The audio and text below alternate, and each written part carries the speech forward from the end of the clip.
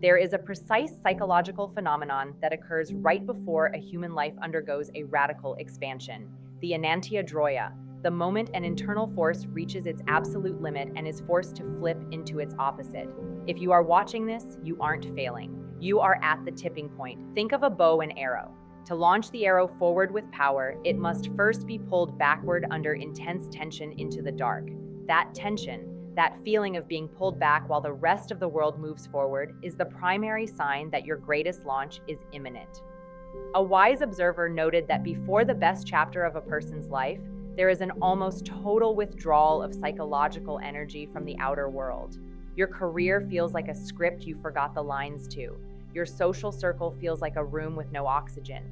This isn't depression, it is the ego's final stand. The version of you that got you here cannot take you there. You are currently being dismantled so that the unlived life within you can finally take form. Most people quit during this phase because they mistake the silence for emptiness. But as it was famously said, in all chaos there is a cosmos, in all disorder, a secret order. Today, we are going to explore the 5 specific psychological markers that prove your current delay is actually a divine setup for a life that will eventually give you goosebumps. To understand why your life feels like it is currently dissolving, we must first confront the most sophisticated piece of machinery in the human psyche, the persona. In Latin, the word persona did not refer to a person's character, it referred to the clay or wooden masks worn by actors in ancient Greek and Roman theater.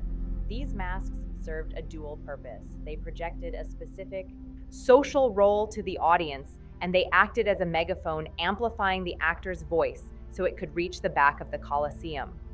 A keen observer noted that every modern human being wears such a mask. It is the functional necessity of the ego. It is the professional you, the polite you, the accommodating you. It is the version of yourself you have spent decades perfecting so that society would grant you safety, status, and a sense of belonging. The persona is how you negotiate with the world. It is the social skin that protects your sensitive inner core from the harsh friction of the collective. But here is the danger that was warned about.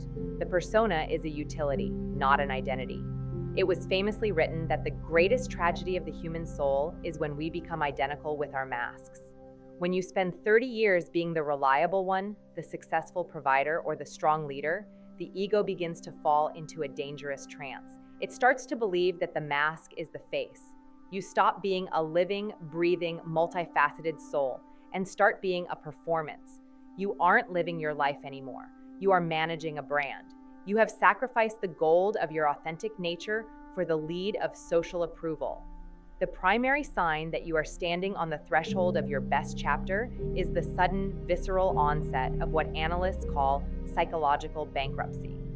Think of your psychic energy as a currency. Every time you smile when you are actually grieving, every time you say yes to a project that bores your soul, and every time you suppress a radical idea to avoid rocking the boat, you are paying a tax. It takes an immense amount of soul capital to keep the mask in place. For years, you have been running a hidden deficit.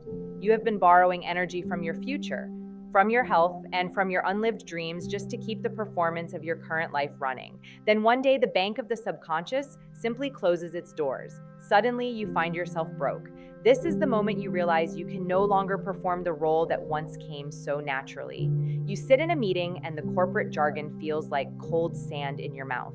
You go to a social gathering with old friends and the small talk feels like a physical weight on your chest, an invisible hand pressing against your throat. You look in the mirror and don't recognize the person looking back. Not because you've changed physically, but because the mask has finally become too heavy for your spirit to support. To the outside observer, your boss, your spouse, your peers, this looks like a breakdown. They might say you've lost your edge, that you're not yourself, or that you're burned out.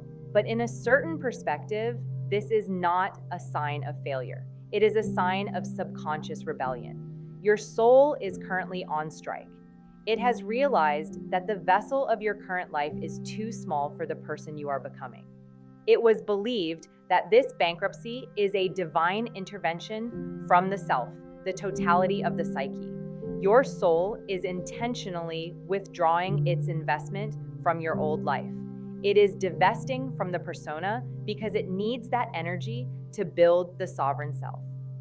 In this stage, you might feel a strange, cold indifference to things that used to matter deeply. You might find yourself being difficult or unsociable for the first time in your life. You stop caring about being liked and start obsessing over being true. This isn't a loss of social skills, it's the birth of sovereignty. You are finally realizing that your rare personality was never meant to fit into a standardized mold. This is the death of the good child. Most of us are conditioned from birth to be the good child, the one who fulfills the unlived dreams of our parents or the expectations of our culture. But as we approach our highest chapter, that good child persona begins to rot. It smells of stagnation. The sudden selfishness you feel is actually the first spark of individuation. You are no longer willing to trade your soul for a seat at a table where you aren't truly seen. It is a violent, uncomfortable process. It feels like a loss of power because the only power you've ever known was the power of the mask. It was taught that the mask must shatter so that the gold of the golden shadow can be reclaimed. You have been projecting your greatness onto others, but the bankruptcy of the persona forces that greatness back into your own hands. When the mask shatters, you are forced to stand in the world naked. You no longer have the shield of your title, your reputation, or your niceness. You are left with only what is real. And while that is terrifying, it is also the only state in which you can actually receive the gifts of the best chapter. You cannot receive your true destiny while you are wearing someone else's face. The bankruptcy of the persona is the clearing of the land before the palace is built. If you feel like you can't keep it up anymore, if the act is failing and the audience's applause no longer satisfies you, do not panic. You aren't failing at life. You are failing at being a character in a play that was never written for you. This is the first shock. The ghost is finally leaving the machine, and for the first time, the machine is silent. In that silence, the architect begins to speak. You are being dismantled, not to be destroyed, but to be rebuilt. If the first stage of your transformation was a withdrawal of energy from the world, the second stage is an invasion. It was famously stated, nothing has a stronger psychological influence on their environment, and especially on their children, than the unlived life of the parents. But what most people fail to realize is that this unlived life doesn't just haunt the next generation, it haunts you. As you approach the best chapter of your life, the parts of yourself that you have suppressed, neglected, or put on a shelf to survive the first half of your journey begin to stage a coup. This is the invasion of the unlived life. In your earlier years, you made a series of necessary yet painful trades. To be successful, you might have suppressed your creative eccentricity. To be secure, you might have ignored your nomadic spirit. To be accepted, you might have buried your radical, rare personality under a layer of conventionality. It was believed that these suppressed parts of the psyche do not simply vanish. They go into the shadow where they ferment. They wait. When you are on the threshold of a major life shift, these ghosts stop waiting. Suddenly, you find yourself possessed by irrational urges. You might feel a sudden, inexplicable obsession with a language you've never spoken, a craft you've never practiced, or a philosophy that contradicts everything you were taught. You might find yourself staring out of office windows, feeling a pull toward a life that looks nothing like your current one, to your ego, the manager of your life. This feels like a midlife crisis or a loss of focus. But in the Forge, this is the blueprint of the new self leaking through the cracks. The best chapter of your life requires a version of you that is whole, not just good. Most people spend their lives trying to be perfect, but the goal was wholeness. Perfection requires the exclusion of everything messy or unproductive. Wholeness, however, requires the integration of everything you've left behind. The unlived life is the collection of all those missing pieces. It is the gold you dropped in the dark because you thought it was too heavy to carry while you were climbing the social ladder. This is why, right before your life expands, you often feel a profound sense of grief. You grieve for the artist you didn't become at 20. You grieve for the risk you didn't take at 30. This grief is a vital signal. It is the unlived life demanding to be mourned so that it can finally be integrated. You aren't just remembering the past. You are reclaiming the energy that was trapped in those old versions of yourself. In this phase, you might experience what was called active imagination, or vivid symbolic dreams. You might dream of forgotten rooms in your childhood home, or find yourself meeting strangers in your subconscious who feel more familiar than your own family. These are the ambassadors of your unlived life. They are coming back to offer you the tools you will need for your next chapter. The artist you suppressed holds the vision you need for your new career. The rebel you silenced holds the courage you need to break away from toxic cycles. The seeker you ignored holds the meaning that will sustain you when the applause of the world fades. The world will tell you that it's too late to listen to these voices. They will call you a late bloomer as if it is a consolation prize. But psychology teaches us that the most magnificent trees are those that grow the slowest. The unlived life isn't a list of missed opportunities, it is a reservoir of untapped power. If you feel a sudden irrational urge to change direction, if you feel a hunger that food cannot satisfy and a thirst that status cannot quench, do not suppress it. You are being recruited by your own soul. The unlived life is the raw material of your best chapter. You are being asked to stop living a life that was assigned to you and start living the life that was designed for you. This is the moment the vessel of your life begins to change its shape. You are no longer just a professional or a provider, you are becoming an alchemist. You are taking the lead of your past regrets and melting them down to find the gold of your true calling. The invasion feels like chaos because it disrupts your orderly life. But as it was famously said, in all chaos, there is a cosmos. In all disorder, a secret order. The chaos you feel right now is actually the secret order of your future self, making room for its arrival. You are being dismantled so that the unlived life can finally become the lived life. As you move through the dismantling of your persona and the invasion of your unlived life, you enter the most silent and perhaps most terrifying stage of the transformation.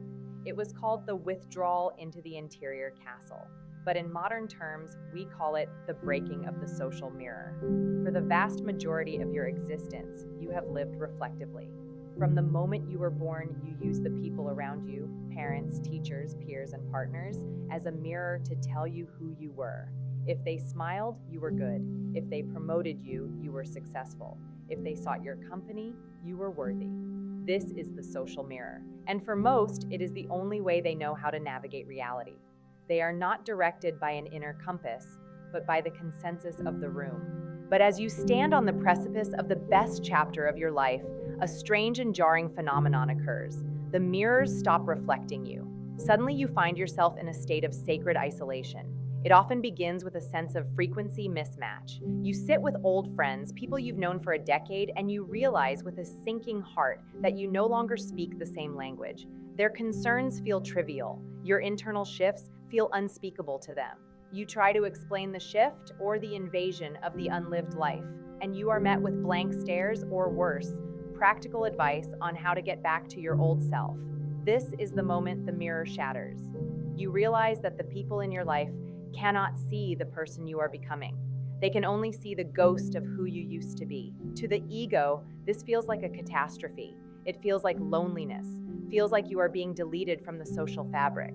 You might experience a period where your phone stops ringing, where invitations dry up, or where you voluntarily withdraw from the world because the performance of social interaction has become too exhausting to maintain. Most people panic here. They try to fix their relationships or fake their way back into the group. But psychology teaches us that this isolation is not a punishment. It is a strategic incubation. It was observed that no significant psychological growth can occur as long as you are constantly being verified by the outside world. As long as you are looking for a reflection, you are a slave to the mirror. To become a sovereign individual, you must go through a period where there is no reflection at all. You must learn to exist in the darkness of the self until your own inner light becomes strong enough to navigate by. This is the birth of inner authority. When the social mirror breaks, you are forced to ask the most dangerous question in the human psyche. Who am I when no one is looking? Who am I when no one is clapping? Who am I when I have no title to hide behind? Most people never answer these questions because they are too afraid of the silence. But for the rare personality, this silence is where the gold is found. It was believed that the best chapter of a life is always marked by a shift from external validation to internal verification. You stop being a reaction to the world and start being a source in the world. In this stage of sacred isolation, you aren't just losing friends, you are losing the identity anchors that kept you moored to a smaller version of yourself. Your old social circle acted as a governor on your soul, a psychic speed limit that kept you at a pace the group could handle. By breaking the mirror, the universe is removing the speed limit. It is clearing the deck so that your new life has room to land. You might feel invisible during this time. You might feel like the world has moved on without you, leaving you behind in a stagnant pool. But think of the bamboo tree. For years, it shows no growth above the ground. It is invisible to the world, but beneath the surface, it is building a massive complex root system. When the time is right, it grows 90 FT in a single season. You are currently in the root phase. The isolation is the dirt that protects you while you are being rewired. It was often spoken of the sacred enclosed space where the alchemical work could take place without interference. Your current isolation is your sacred space. It is a boundary that the subconscious has drawn around you to keep the static of the world out while the music of your future self is being composed. The sign that this stage is nearing completion is a profound sense of indifference. You stop explaining yourself. You stop trying to make them understand. You realize that you don't need a mirror because you have become the light. You find a strange, quiet joy in your own company. You realize that being out of sync with a world that is fundamentally out of its mind is actually the highest form of sanity. When you stop looking for yourself in the eyes of others, you finally have the vision to see the best chapter as it actually is. You are no longer performing for an audience. You are preparing for a calling. The mirror had to break so that the window could finally open. After the persona has collapsed, the unlived life has invaded, and the social mirror has shattered, you arrive at the most counterintuitive gate of the journey. This is the stage of active surrender. For the high achiever, the late bloomer, or the person who has spent their life fighting to make things happen, this stage feels like a betrayal of everything they've ever known. Feels like giving up. But in the architecture of the soul, it is the exact opposite. It is the moment the owner of the house finally hands the keys to the architect. It was observed that the modern ego is a colonizing force. It believes that through sheer willpower, logic, and hustle, it can force the universe to yield. We are taught from birth that if our life isn't working, we must push harder, do more, and grind. But as you approach the best chapter of your life, you realize a terrifying truth. The harder you push, the further the goal retreats. This is because the best chapter is not a destination you reach through effort. It is a frequency you achieve through alignment. It was called the shift from the ego to the self. The ego is the small conscious part of you that wants safety, money, and recognition. The self is the totality of your psyche, the vast unconscious intelligence that knows exactly why you were born and what you are capable of.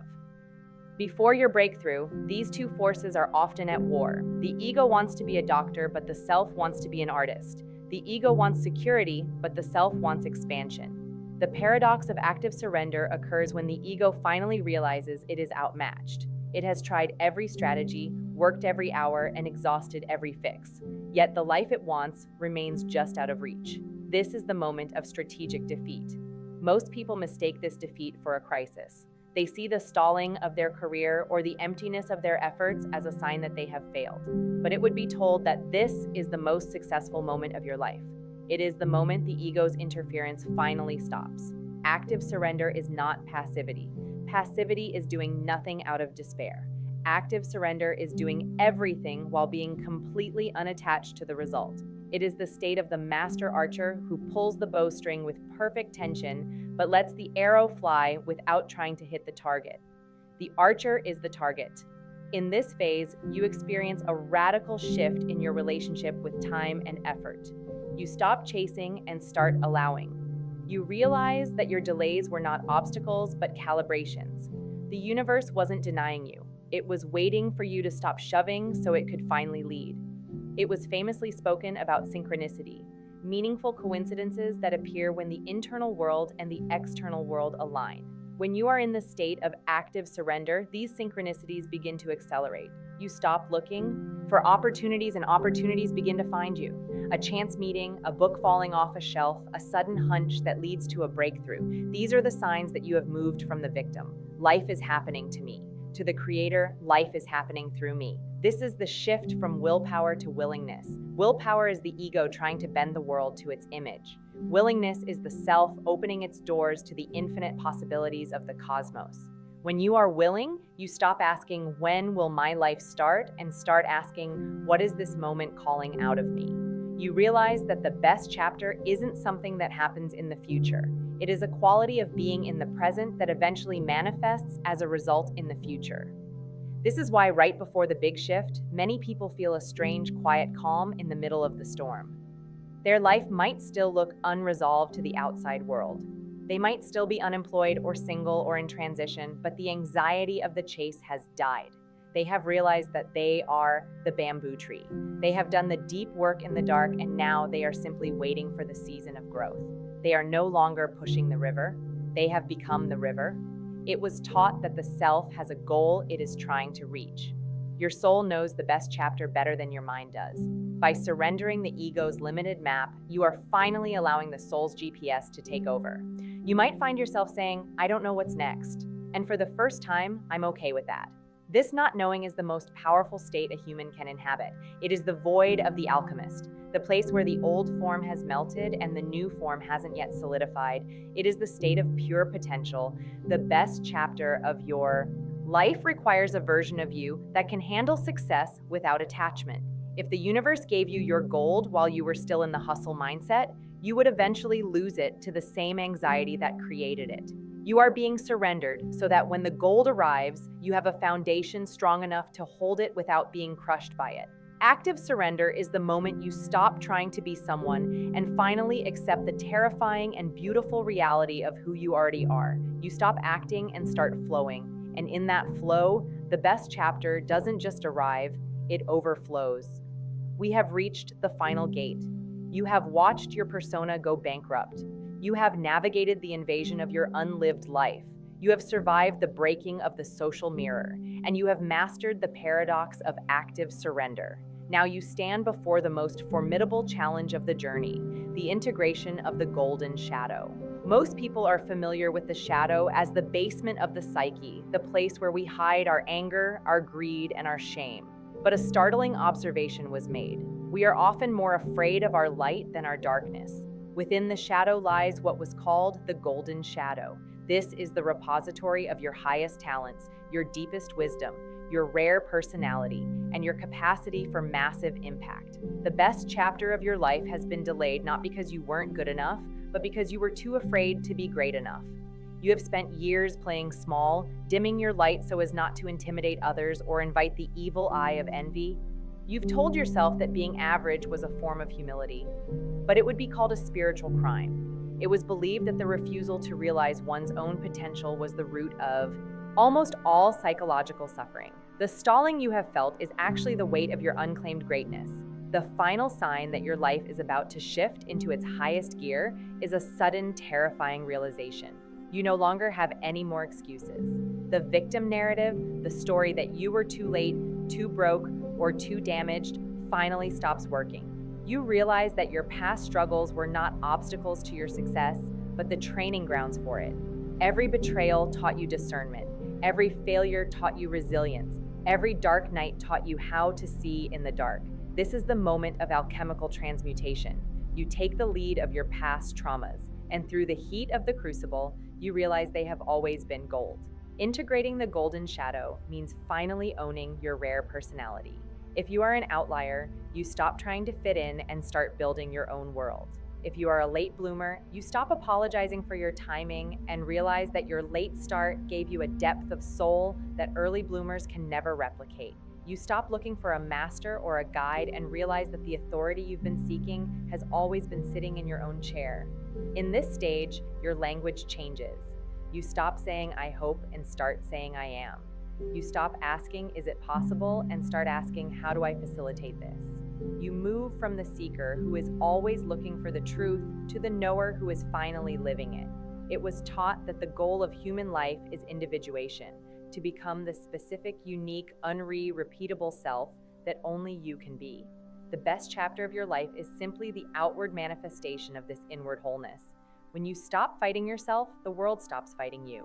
The golden shadow brings with it a sense of objective responsibility. You realize that your talents are not yours to hide. They are gifts that the universe has entrusted to you. Playing small isn't humility, it is a betrayal of the life force. When you finally claim your gold, you notice that the synchronicity we discussed becomes a constant companion. The Red Sea of your obstacles begins to part, not because you are lucky, but because you are finally in alignment. You will know you have reached the end of the transition when the fear of staying the same becomes greater than the fear of changing.